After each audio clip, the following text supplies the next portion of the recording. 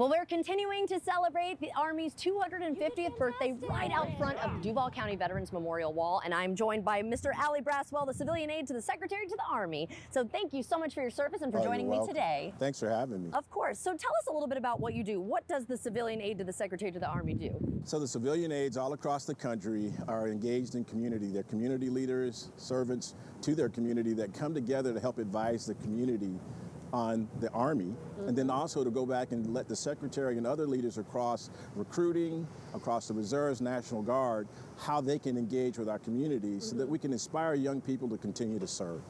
And speaking of inspiring the young people, what would you tell someone who may be interested or maybe has never even thought to join the Army? What would you tell them? Well, I tell them there's over 200 careers to choose from. Really? So when you go into the Army, you can find something that uniquely fits you. So your service isn't always carrying a rifle, but we do that with our special ops teams as well. Right. But it's also the dental hygienist. It's also the engineers, the people who keep us going, the ones who take care of soldiers are also instrumental in making sure that we're ready to defend. Yeah, I think that's.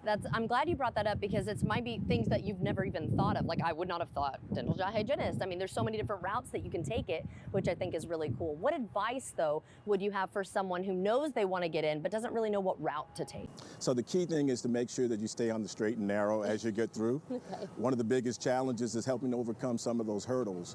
But even the Army's been able to look at that and see how do we meet people where they are. The second thing is to do as well as you can in school and learn everything that you can, so that when you come in and you take your exams to find out what occupational fields you qualify for, you're putting your best foot forward.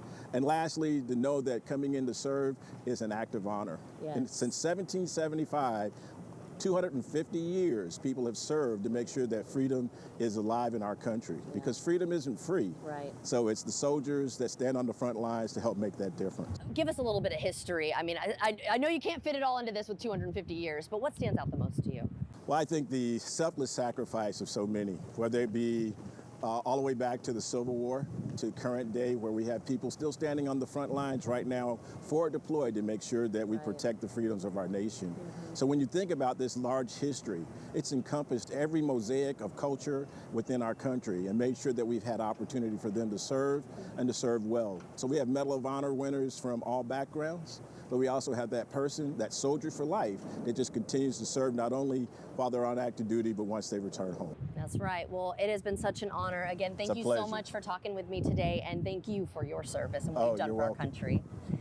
And if you'd like to see this interview again, everyone, just head to First Coast News Plus.